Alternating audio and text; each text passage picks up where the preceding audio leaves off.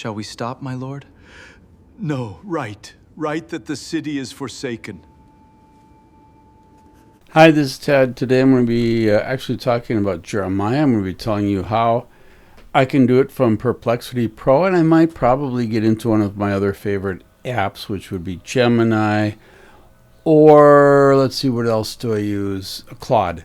All right, I can tell you a little bit about their history, but I'm not going to. I'm just going to go right into Bible. And the very first thing I want to know here, I'm going to go to Perplexity. Why am I going to Perplexity Pro first? The reason I'm going to Perplexity.ai is actually what it is, Perplexity.ai. The reason I go to that is because this tends to be the most accurate, tends to dig in deepest, as far as I can tell. I'm not sure about that, but they give me a lot of sources, which I need if I'm ever wanting to be very careful about what I say or what I research. So today I'm going to be getting into Jeremiah. I want to know, when Jeremiah weeps, he weeps for his people in Israel. Is he doing it for him? Is he doing it? Or is God weeping for Israel?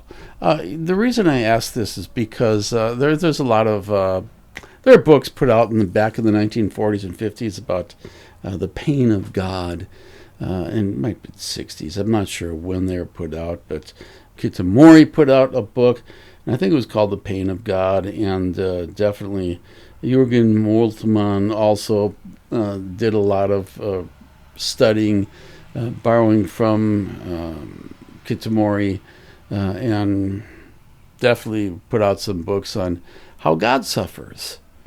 And we see this in Hosea when he sees his wife leaving him and prostituting herself, and comparing that to Israel. Now here's what they're basically saying. This is genuinely fascinating and a contested exegetical question. And here's the thorough answer. Excuse me, I'm trying to read this really fast. Both, and that's the theological point. The short answer is it's deliberately both, and the ambiguity is intentional. I like that. Okay, I'm going to go ahead and just leave that. Okay, I got to figure out where this cursor is. So it's intentional, all right? There you go. And the key passage of the speaker gives you the passages that we're going through. Bosworth's analysis found that God's weeping appears in all these, a distribution wider than Jeremiah's personal laments. All right, this is not innocent ambiguity as Bosworth. I don't know who Bosworth is, so let's find out. I'll go down here in the bottom and say, you mention Bosworth. Why? And who is he? You don't have to put question marks after it. AI picks up where you're going. It's really good at discerning where your head is going. I make a lot of goof ups on my prompts, and AI tends to do a really good job of figuring out exactly where I'm at. And part of this is it learns who I am and what I do and all these things, and it picks up on all that, and that's good. So before I move on, I do need to tell you, I'm going to be doing a combination of things. I'm going to be telling you what's wrong with AI, and I'm going to be also telling you how to use it properly, because there's a huge difference between the two. If you use it properly, oh my gosh, it is so powerful in helping you dig in. And I hope you will see that even here.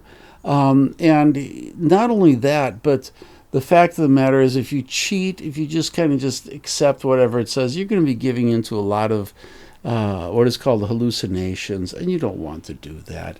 You're going to be just passing on garbage. And actually, that is called AI slop. AI slop is basically people just accepting whatever AI does or says. It's very prominent in the art world. if you're not good at prompting and directing it. I compare this to, you are a manager over a company and you have all these people who work for you. Do you let them tell you where to go and do everything, or do you control it? You as a manager, it is your responsibility to take control, and you must take control of AI. All right. Who is David Bosworth? He's an associate professor at the Catholic University of America. And this is an associate professor of the Old Testament for Catholic University. So he likes that. And his research languages include Biblical Greek. Now, let's say I want to challenge this. I don't know. How can you give me the sources? Well, actually, it's giving all the sources here. Let's see what this is. David Bosworth, Curriculum, Catholic University. There we go. So the sources are good. Like I say, Perplexity really does a great job. So I'm going to accept most of what he says. If I really want to continue with this, if I want to dig in, I'm going to dig in deeper.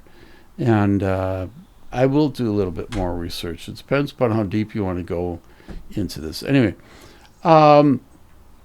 so back to this particular page. This is not an innocent ambiguity. As he documents the Septuagint, LXX means it's the Septuagint. It's the Greek version written, I think it's like 200-300 BC. And it's what Jesus quoted from, well, his disciples quoted from and stuff like that, because the Septuagint was the dominant Greek translation of the Hebrew in the days of Jesus. All right, the Septuagint translators, and by the way, the Septuagint has some of its background, some of its writing is way, by 1,000 some years earlier than the Hebrew stuff that we have, because the Hebrew translation we have is coming way later, but we have much earlier versions of the Septuagint, but it's coming from a different source than the Hebrew Bible we have. All right, enough of that. The Septuagint translators and many modern commentators have actively resisted the idea of a weeping God. Now that brings up a whole if I really want to get into this, I'm going to dig into the Septuagint. I'm going to find out, what do they say? How do they translate these verses? How do they make it so it's not ambivalent? And that would be another direction I could take, but I don't care to right now. The theological assumption of divine impassibility. I think they just don't want to see that God is like a human, that he cries, he weeps. I think it's all symbolic, but the fact of the matter is the pain of God is real. And we see God giving himself over to the cross in Jesus. That God cannot be emotionally affected. God cannot be emotionally affected. That's their argument. Led both ancient Greek translators and later Western interpreters reassign the tears to the prophet rather than God. It's a theological suppression built into the translation choices. Ooh, that's good. All right, so I didn't realize, I never knew this. Okay, this is new information for me. How important is it? It depends. If you're studying, if you are getting a PhD in the book of Jeremiah, you better dig into this stuff and look at how much faster I got to this stuff using AI than I would have researching, trying to read 100 different books. It's hundreds of different books. Yeah, eventually it builds up, but this I get quicker, right to the core of what I'm looking for. Does God weep? Now, I don't think he physically weeps. I'm not going to get into that. But does God weep? I think so. I believe in the pain of God. All right. It's a theological suppression built in translation choices. All right. Heschel's divine pathos framework. Abraham Joshua Heschel, The Prophets, it's the book, 1962. And once again, if I want to dig into this, I'm going to get into the sources. I'm going to ask for the sources. Here he's giving me one of the modern day sources, but it's Walter Brueggemann. It's written by Walter Brueggemann. When Heschel took up the prophets, he obviously would have been immersed in historical, critical study, etc., etc.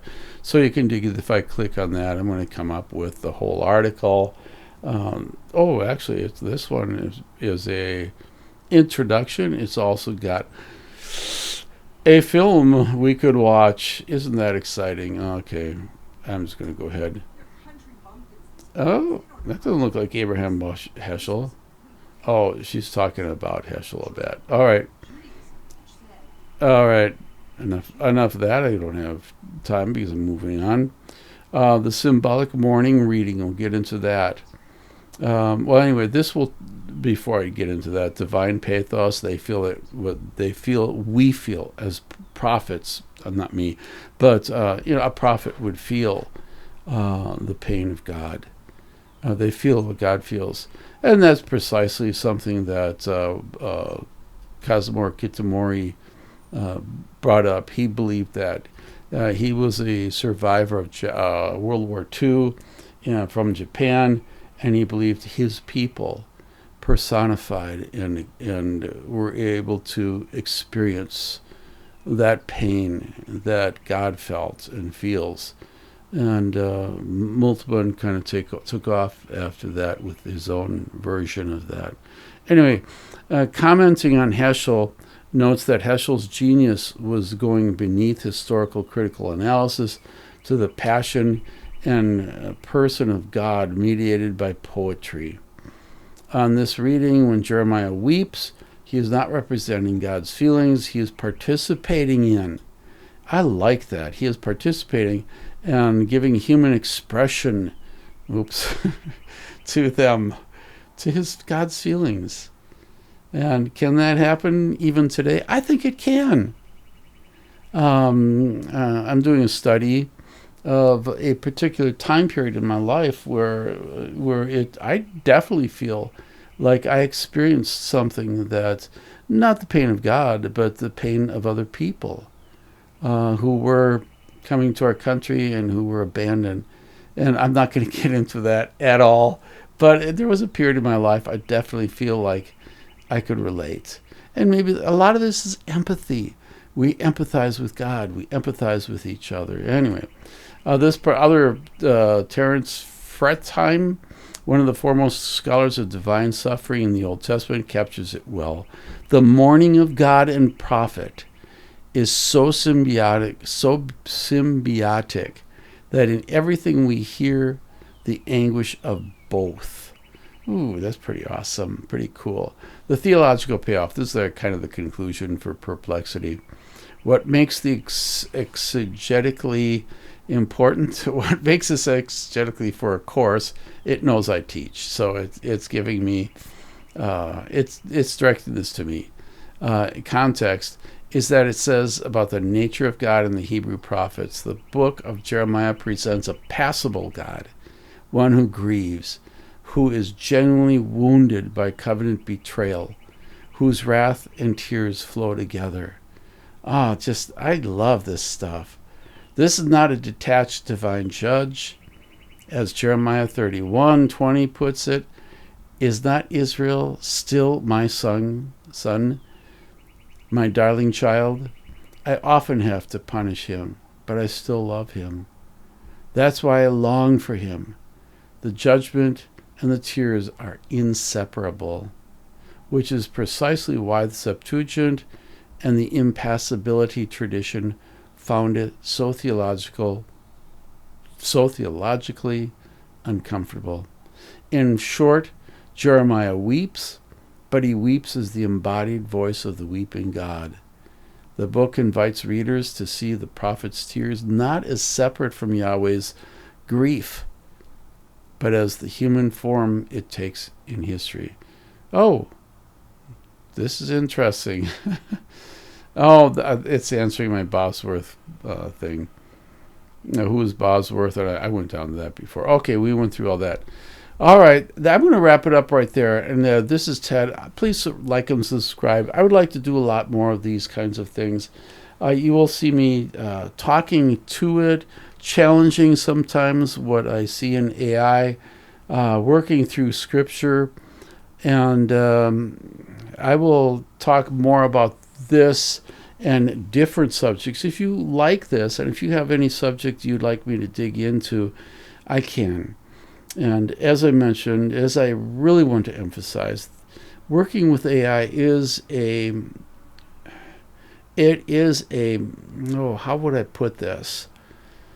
You not only need to be the one in control, you need to work with it. You need to fight it, battle for your knowledge, because you don't want to be giving in to just cheap answers, slop.